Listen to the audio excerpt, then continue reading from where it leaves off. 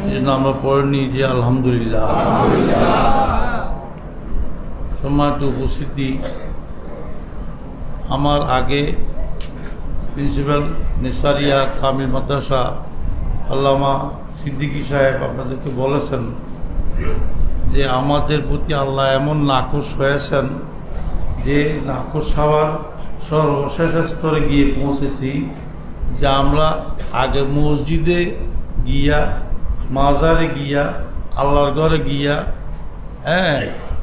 আমাদের নিজের ঘরের মধ্যে এবাদতখানা যেটা আছে, যেখানে আমি নামাজ পড়ি, সেখানে বসে আমরা আল্লাহর শুকরিয়া আদায় করতাম যে আমাদেরকে নামাজ পড়তে দিয়েছে। এর মধ্যে আমাদের পারিবারিক কথা বলছি, বাকুলিয়ার আমাদের ঊর্ধ্বতন পীর মুর্শিদ, আমাদের বংশীয় ঊর্ধ্বতন এই বুজুর্গ আল্লামা সৈয়দ আব্দুল নবী রহমতুল্লাহ আলাই বাকুলিয়া, এই যে বলিরহাট তার মাজার শরীফ অবস্থিত। আমরা প্রায়শ ওখানে যাই, বিভিন্ন অনুষ্ঠানের মধ্যে আমরা যাই, আপনারাও গিয়েছেন, যান। তার ভাইয়ের মেয়ে নুরুদ্দিন সাহেবের মেয়ে, যার নাম ছিল শরীফা খাতুন, তার নাম ছিল কি? শরীফা খাতুন। শরীফা খাতুন ইন্তেকাল করেছেন এইখানেই, এবং তার মক্ফন হচ্ছে বটতলী মসজিদের আগে যে মেহরাব ছিল, মেহরাবের উত্তর পাশে একটা বড় কাঁঠাল গাছ ছিল, এখনো আছে কাঁঠাল গাছটা। কাঁঠাল গাছের এই পাশে মেহরাবের পাশে করে ওনাকে কবর দেওয়া হয়েছিল।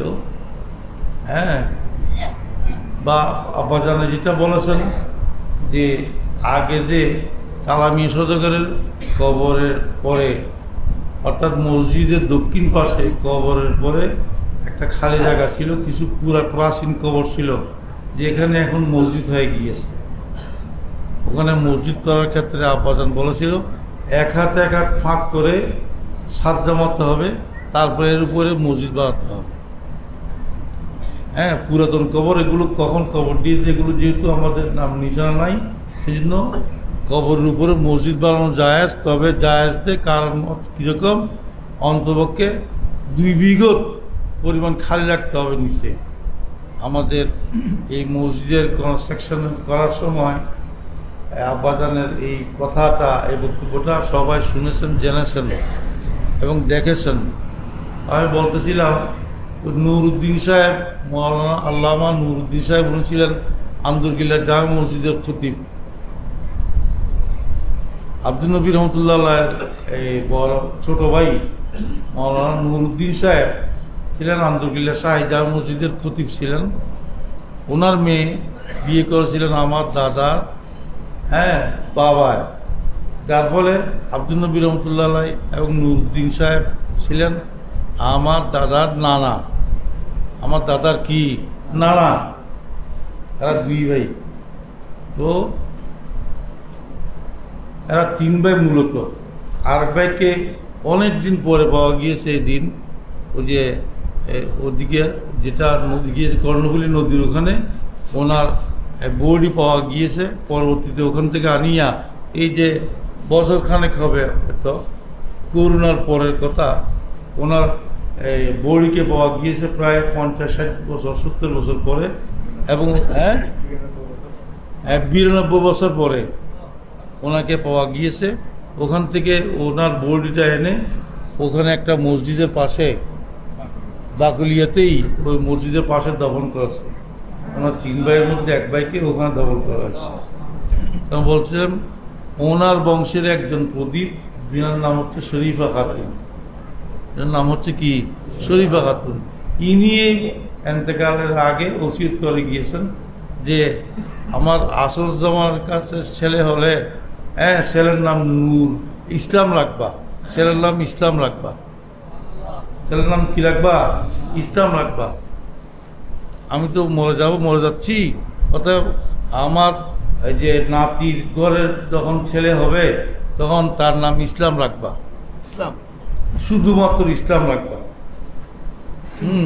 আব্বা যখন জন্মগ্রহণ করেছেন, আব্বার একজন বড় বোন ছিলেন গোলসাবা খাতুন, এবং আব্বার আটজন বোন ছিলেন, সেটা হচ্ছে মুস্তফা খাতুন, যেটা খেরুল বসর হক্কানি সাহেবের মা, ওনার নাম ছিল মুস্তফা খাতুন। আর আব্বার বড় বোন যিনি, যার নামে সম্বোধন করে আমার দাদাকে ডাকতো যে গোলসাফা খাতুর বাপ, গোলসাফা খাতুনের বাবা। এই যে শরীফা খাতুন যে ওসিয়ত করে গিয়েছেন, ওই ওসিয়ত মোতাবেক আব্বার নাম রাখার সময় মুহাদ্দিস সাহেব হুজুর উপস্থিত ছিলেন। হ্যাঁ, মুহাদ্দিস সাহেব হুজুর কি ছিলেন? মুহাদ্দিস সাহেব মানে কে? মুফতি শফিউর রহমান হাশমি। মুহাদ্দিস শফিউর রহমান হাশমি বলেছেন যে উনি যেহেতু বলে গিয়েছেন ইসলামের আগে একটা নূর শব্দ লাগাই, আমার দাদাজান বলছে মোহাম্মদ শব্দ লাগাই দিলে আরো সুন্দর হবে, মোহাম্মদ নুরুল ইসলাম।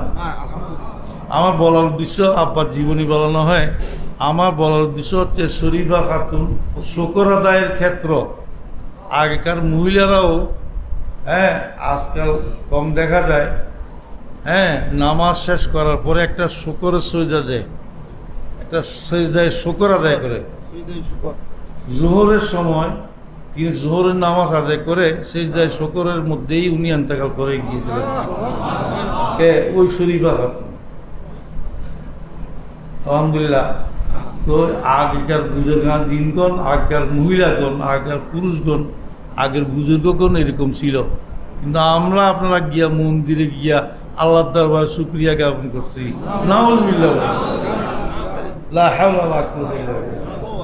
বন্ধুরা আমার, আমরা এমন জাতি হয়ে গেছি, সুন্নি জামাত নাম দিয়েছি, কিন্তু সুন্নি জামাতের ম্যানিফেস্টো বানাইছি এই যে বর্তমানে 3 গ্রুপ বলে এক হয়েছে। কথা এগুলো কেউ বলে না, আমি বলছি, কারো কুদরত থাকলে, শক্তি থাকলে আমার সাথে আসিয়া মোকাবেলা করে। হ্যাঁ, 3 গ্রুপ এক হইয়া ঢাকার মধ্যে 23 তারিখে এক হয়ে, হ্যাঁ এক হয়ে কি করেছে, আহলে সুন্নাত ওয়াল জামাত গঠন করেছে। ওই আহলে সুন্নাত ওয়াল জামাতের 21 দফা কর্মসূচির মধ্যে, হ্যাঁ তাহফুজে নামুসে সাহাবা বলে নাই, অর্থাৎ সাহাবায়ে কেরামের মান সম্মান রক্ষা করাও আমরা আহলে সুন্নাত ওয়াল জামাত দায়িত্ব, সেটা বলে নাই। সেটা তাদের 21 দফা কর্মসূচির মধ্যে নাই। অতএব আমি, ওদের কিছু কর্মী আসছিল আমার এখানে, আমি বলছি তোমাদের আহলে সুন্নাত জামাতকে আমি 3 তালাক দিয়েছি, তোমাদের আহলে সুন্নাত জামাত আমি নাই। যেহেতু ওখানে সাহাবা বিদ্বেষীকে, সাহাবায়ে কেরাম বিদ্বেষীকে, সাহাবায়ে কেরাম হযরত আমির রাদিয়াল্লাহু তাআলা আনহুকে গালি দিয়েছে, গালমন্দ করেছে, সাহাবিয়া নয়, সাহাবা নয় এরকম বলেছে, ওইরকম মানুষকে তোমরা কি বানাইছো? ওইরকম মানুষকে পয়সা খাওয়ার জন্য, মানুষের পয়সা কাটার জন্য, গিরাকাটা করার জন্য, গিরাকাটা মানে পিক পকেটার আর কি। হ্যাঁ, ওইরকম মানুষকে সাইনবোর্ড বানায় তোমরা কি করেছ? তোমরা আহলে সুন্নাত গঠন করেছো। হ্যাঁ, দেখা গেল এই কিছুদিন আগে একটা কলেমা বানাই ফেলছে আশরাফ আলী থানভীর কাছে। আমার কথা একটু লম্বা হলেও আমার রফিক ভাই যেহেতু মুহাদ্দিস সাহেবও, প্রিন্সিপাল সাহেবও সব কিছু আমার বন্ধু এটা শেষে, কিন্তু 1 নম্বর হচ্ছে মুহাদ্দিস সাহেব হুজুর, 1 নম্বর হচ্ছে প্রিন্সিপাল সাহেব হুজুর। হ্যাঁ, প্রিন্সিপাল সাহেব হুজুর যেহেতু বসা আছে, আশরাফ আলী থানভীর কাছে এক মুরিদ আসিয়ে বলল যে হুজুর আমি স্বপ্নের মধ্যে দেখেছি, আমি দেখেছি লা ইলাহা ইল্লাল্লাহ আশরাফ আলী রাসূলুল্লাহ এরকম পড়তেছি, আমি কেমন হবে? তুমি ভালো দেখেছো, তুমি সুন্দর খাপ দেখেছো, এটা হয়তো তুমি আমার প্রতি বেশি ও আন্তরিকতার কারণে তুমি এটা বলেছো। হ্যাঁ, আমরা আহলে সুন্নাত ওয়াল জামাত এবং আলা হযরত থেকে শুরু করে, হ্যাঁ সকল ওলামায়ে হিন্দ, ওলামায়ে পাকিস্তান, ওলামায়ে হিন্দ পাক এটার বিরুদ্ধে প্রতিবাদ করেছে, আশরাফ আলী থানভীর বিরুদ্ধে। সে যে কাফের হয়ে গিয়েছে। এখন ওই পীর যাকে কি বানাইছে, এই উপদেষ্টা বানাইছে, প্রধান কনভেনার বানাইছে, যার নেতৃত্বে এগুলো হচ্ছে, তার নামে একটা কলমা বানাইছে তার এক মুরিদের। হ্যাঁ, কলমাটা বলবো হ্যাঁ, লা ইলাহা ইল্লাল্লাহ সাইফুদ্দিন ওলিউল্লাহ। হ্যাঁ, আর ওই হিসাবে ওটা সংশোধন দিচ্ছে যে আমার যে মুরিদে কি করেছে, এরকম কলমা বলে বলছে। কলমা আসলে তো রেসালত এবং তৌহিদ ছাড়া কলমা হয় না, বেলায়েত দিয়া কলেমা হয় না। সে গান বানাইছে দুইটা, আর সে অত্যন্ত উচ্চ মার্গের মানুষ। সে যে কথাটা বলেছে অত্যন্ত উচ্চ মার্গের মানুষ, তার ইমান চলে গিয়েছে এরকম বলে নাই, তার ইমান চলে গিয়েছে এরকম বলে নাই, বরং বলেছে তার এরকম হাজারো গানের কি আছে, আমার শানে বানানো গানের ক্যাসেট আছে, আপনারা ইউটিউবে ঢুকলে তাকে পাবেন। তার নামে প্রচার করতেছে, সে বলতেছে ওই পীর সাহেবের মুরিদের ব্যাপারে সাফাই গাইতেছে যে আমার ওই মুরিদকে আপনারা চাইলে ইউএন অর্থাৎ জাতিসংঘের যে শতবর্ষ অনুষ্ঠান পূর্তির মধ্যে সে ওখানে কি করেছে, আজান দিয়েছে, জুমার নামাজ পড়েছে ইউএনের সামনে, জাতিসংঘ ভবনের সামনে। এটা কি ওই কাফের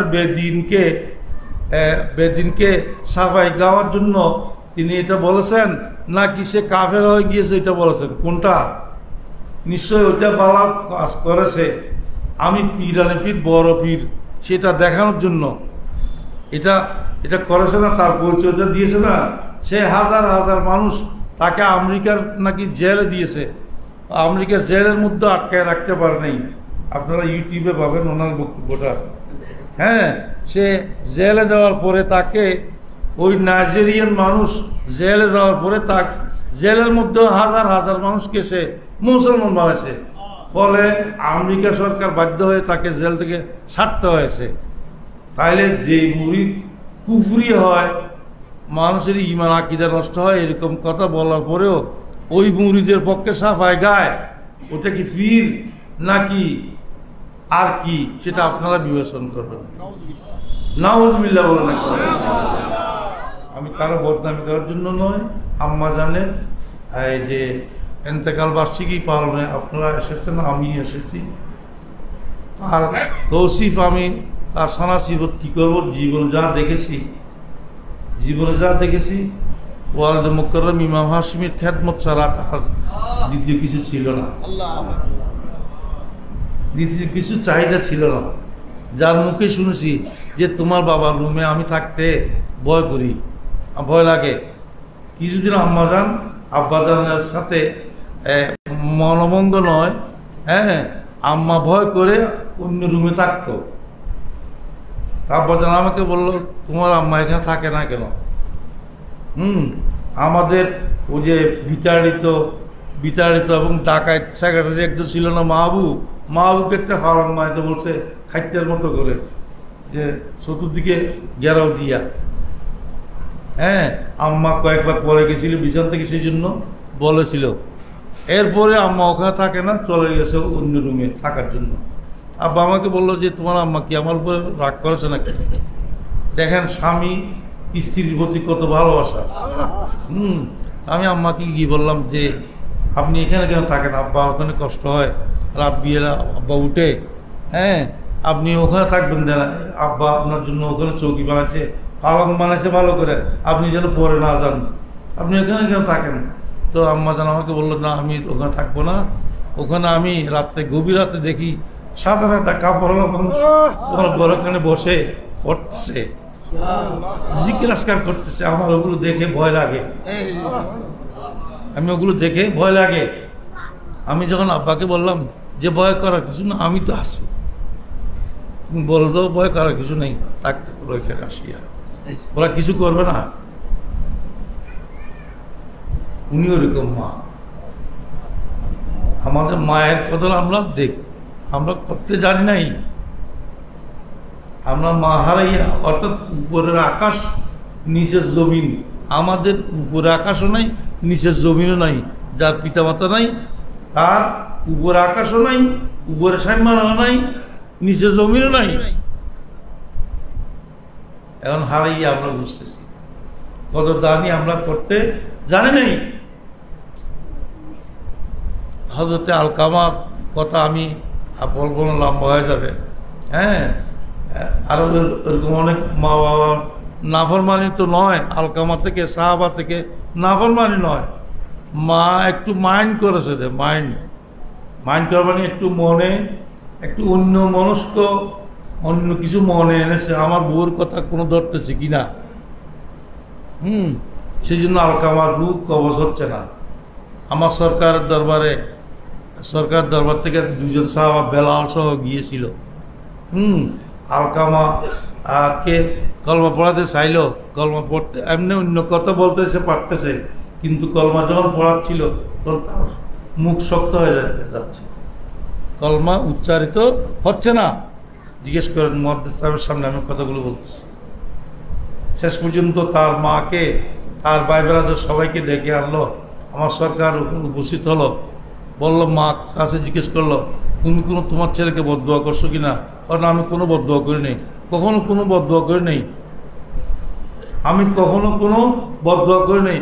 আমার সরকার কি করলো, সাহাবায়ে কেরামদেরকে নির্দেশ দিল যে লাকড়ি নিয়ে আসো এবং কেরোসিন নিয়ে আসো, পেট্রোল নিয়ে আসো। ওর আলকামার মা জিজ্ঞেস করলো, ইয়া রাসূলুল্লাহ এগুলো কেন, এগুলো কেন? বলা হলো যে তোমার ছেলেকে জ্বলায় ফেলতে হবে, তোমার ছেলেকে জ্বলানোর জন্য আনতেছি। হ্যাঁ, মা কেঁদে উঠে বললো, ইয়া রাসূলুল্লাহ আমি তো আমার ছেলেকে কোনো বদদুয়া করি নাই, তবে একটা জিনিস আমার মনে পড়তেছে, আমার বউয়ের সাথে সে কানে কানে কথা বলতেছে যে আমার সামনে, আমার মনে হয়েছে আমার ছেলে, আমার ছেলের বউ আমার ছেলেকে আমার বিরুদ্ধে কিছু বুঝাচ্ছে, হয়তো কথা বুঝাতে পারছি। ইমাম জাইনুল আবদিন রাদিয়াল্লাহু তাআলা আনহু যতদিন তার আম্মাজান বেঁচে ছিলেন ততদিন তার মা সামনে খানা খায়নি। তার মা খাওয়ার পরে কি করেছেন, সেই ইমাম জাইনুল আবদিন রাদিয়াল্লাহু তাআলা আনহু খানা খেয়েছেন, আগে মাকে খাওয়াইছেন। তার মানে মা যেটা পছন্দ সেটা আগে খেয়ে নিক, মায়ের সামনে খানা খায়নি। কেন?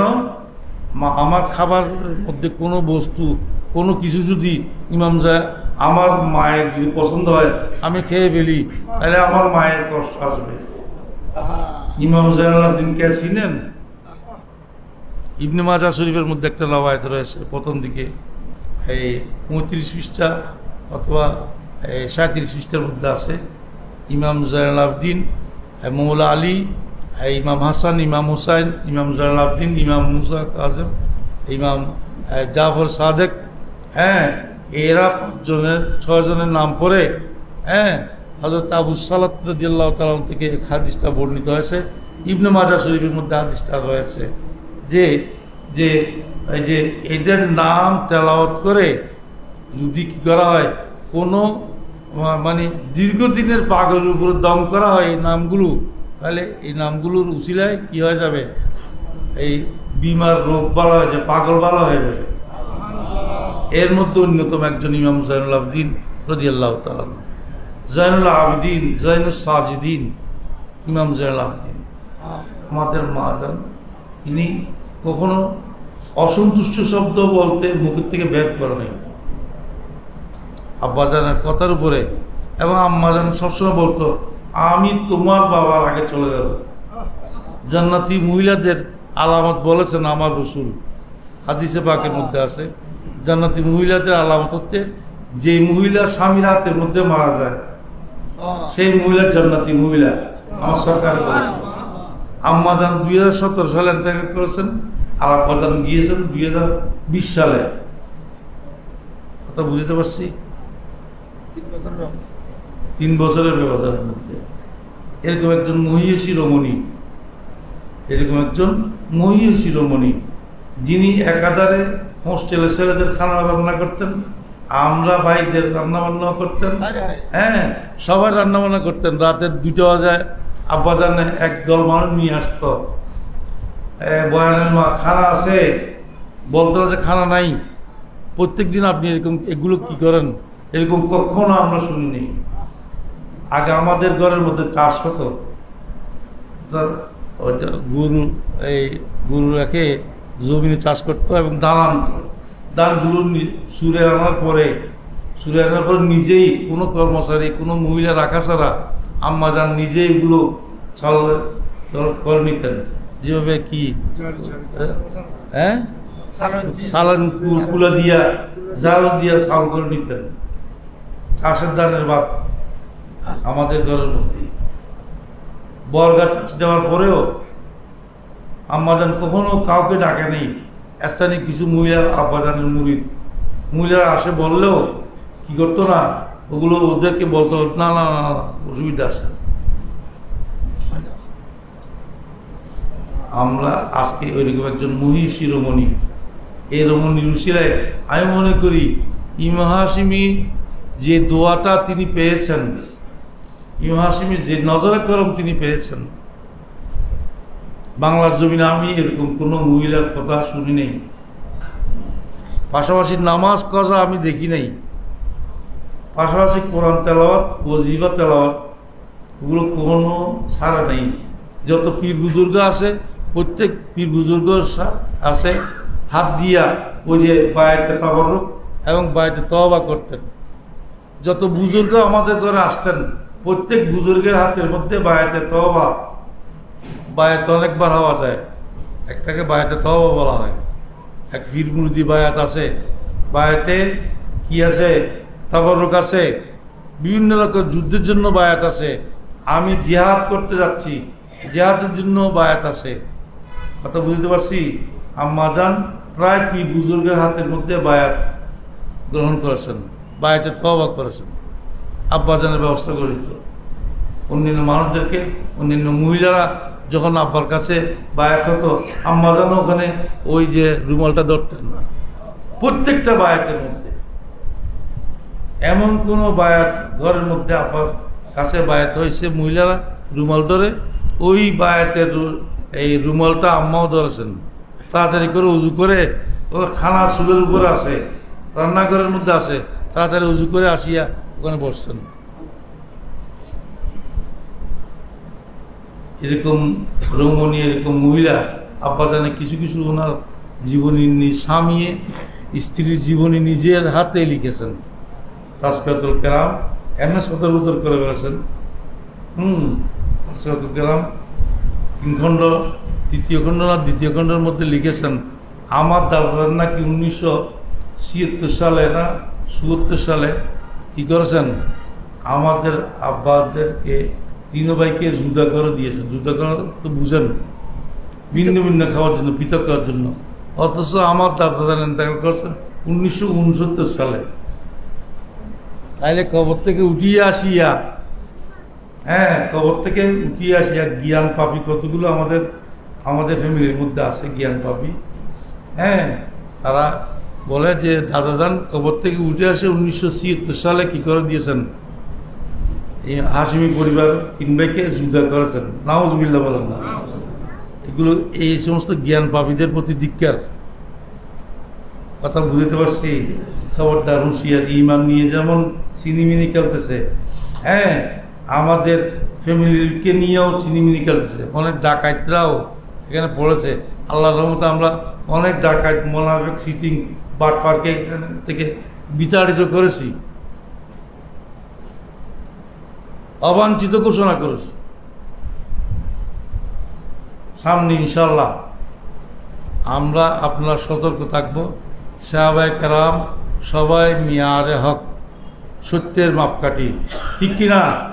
সাহাবায়ে কেরাম সবাই সত্যের মাপকাঠি। যেখানে কোনো সাহাবা দুষ্নাম করে, বদনামি করে, সাহাবা সম্পর্কে কোনো অপবাক্য করে, তারা কাফের। তারা কি? কাফের, বেদিন, বদ্দিন, খারেজ আনিল ইসলাম। আহলে বাইত থেকে সাহাবায়ে কেরামের মর্যাদা বেশি। আমি বলবো যে আমার ঈমান, এটা আমার আকীদা। ভুল হতে পারে, আপনারা ভুল বলতে পারেন, কিন্তু আমি ভুলে থাকবো কেন? আহলে বাইত আর সাহাবার মধ্যে পার্থক্য কি? আহলে বাইত হচ্ছে যারা সরকারের কাঁধের উপরে চলিয়েছেন, সরকারের কাঁধের উপরে চড়ে, সরকারের কাঁধের উপরে চড়ে যারা চলাফেরা করেছেন তারা আহলে বাইত। আর সরকারকে যারা সেন্ট্রি দিয়ে, ঘেরাও দিয়ে যারা সরকারকে সেভ করে চলেছেন, সরকারের সামনে পিছনে ডাইনে বামে চলেছেন, তারা হচ্ছেন সাহাবায়ে কেরাম। আফজল কারা? যারা সরকারকে সেভ করেছেন, কাঁধের উপরে উঠে নেই, পাহারা দিয়েছেন, তারাই আহলে বাইত থেকে উত্তম। আমি বলব মিয়ারে হক হচ্ছে তারাই, মিয়ারে হক হচ্ছে তারাই। আমি আহলে বাইতকে মিয়ারে হক বলছি না, নয়, বল তারাও মিয়ারে হক, তারাও মিয়ারে হক। আহলে বাইতের মধ্যে 82 জন বা 83 জন যারা আছে, আহলে বাইত বলতে শুধু হাসনানি করিমান নয়, আজওয়াজে মোতাহারাত রয়েছে, আর ঘরের মধ্যে যারা বান্দি দাসী ছিল, দাসী ছিল, তারাও আহলে বাইত। ঘরের মধ্যে বিড়াল ছিল, তারাও আহলে বাইত। শুধু দুইজনকে আহলে বাইত বললে চলবে না, বাইতুল্লাহ সম্পর্ক, বাইতুল ঘরের সাথে সম্পর্কিত যারা আছে তারাই।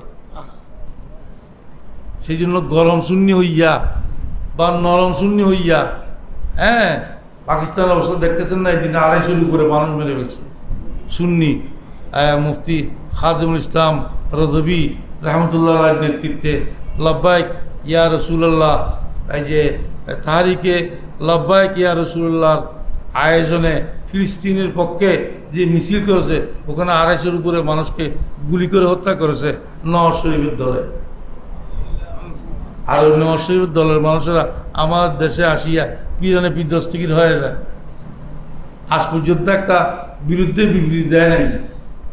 এই 250 মানুষ কেন হত্যা করা হলো, কেন শহীদ করা হলো, আজকে পর্যন্ত একটা বিবৃতি দেয় নাই হত্যা করার পক্ষে। নাউজুবিল্লাহ বলবেন না, লানাতুল্লাহ বলবেন না ভাই। সত্য কথা কেউ বলে না এখন।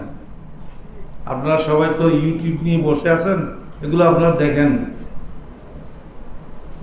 ফিলিস্তিনের পক্ষে মিছিল করেছে, ফিলিস্তিনের পক্ষে মার্চ টু ফিলিস্তিন, মার্চ টু গাজা, আমাদের বাংলাদেশ হয়েছে না, ওরকম ওরাও করছে। খাদিমুল ইসলাম রজবি রহমতুল্লাহ আলাই ওনার পক্ষের ফলোয়াররা করেছে, লক্ষ লক্ষ মানুষের উপরে গুলি চালাইছে, 250 মানুষ ঘটনাস্থলে মারা গিয়েছে। বন্ধুরা আমার, আমরা ওখানে সবসময় খেয়াল রাখবো, ইমাম হাশমি আমাদেরকে আকীদা শিক্ষা দিয়েছে, নামাজ রোজা শিক্ষা দিয়েছে, আমল শিক্ষা দিয়েছে। আমাদের ইমান আমলকে নিয়ে চিনিমিনি খেলতেছে, আমাদের ইমান আমলকে নিয়ে চিনিমিনি খেলতেছে। আল্লাহ আমাদেরকে হেদায়েত করুক রাহে সিরাতে মুস্তাকিমের উপরে, এবং ইমাম হাশমি রহমতুল্লাহ পথে মতে চলার তৌফিক দান করুক।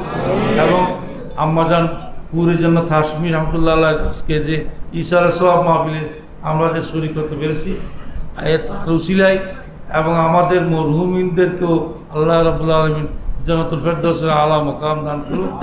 আমাদের মধ্যে যারা অসুস্থ, আমাদের মধ্যে যারা রোগগ্রস্ত হয়েছেন, বিপদগামী হয়ে গিয়েছেন এবং অনেক অনেক বিপদের মধ্যে আছেন, ব্যবসা বাণিজ্যের তরক্কি নেই, আল্লাহ রাব্বুল আলামিন তাদেরকে উন্নতি তরক্কি, ব্যবসা বাণিজ্যে কামিয়াবি দান করুক। বিমার থেকে শেফা আজরা কামালা দান করুক। এবং বিদেশের মাটিতে যারা অসুস্থ অবস্থায় পড়ে রয়েছে এবং বিষাহীন অবস্থায় পড়ে রয়েছে, ব্যবসা বাণিজ্যের মধ্যে মন্দ যাচ্ছে, বিশেষ করে এই আঞ্জুমানের সাথে, এই দরবার সাথে সংশ্লিষ্ট অনেক মানুষই কি আছে, এরকম বিপদের মধ্যে আছে, দেশের মধ্যেও বিদেশের মধ্যেও। আল্লাহ সবাই কাজে কারবারের মধ্যে উন্নতি দান করুক, সবাইকে সেবা দান করুক। এই দরবার সাথে সংশ্লিষ্ট অনেক মানুষ ডায়ালিসিস করে চলতেছে, বিশেষ করে আমাদের মাদ্রাসার ছাত্র মোহাম্মদ আলমগীর, মৌলানা মোহাম্মদ আলমগীর, তার বড় ভাই ডায়ালিসিস করতেছে। এরকম অনেকেই আছে কিডনি রোগে, ক্যান্সার রোগে, বিভিন্ন রোগে আক্রান্ত হয়েছে। আল্লাহ রাব্বুল আলামিন সবাইকে জটিল কঠিন রোগ থেকে মুক্তি দিক, হেফাজত করুক। এবং সবাইকে নামাজ পড়তে পারা যায় না, নাপাক থাকতে হয় এমন রোগ থেকে সবাইকে হেফাজত করুক। এবং আমাদেরকে বাতিল ফিরকার সমস্ত খপ্পর থেকে আমাদেরকে হেফাজত করুক। প্রত্যেকে ইনশাআল্লাহ সওয়াবের উদ্দেশ্যে একবার সূরা ফাতিহা, 3বার সূরা ইখলাস, 3বার দুরূদ শরীফ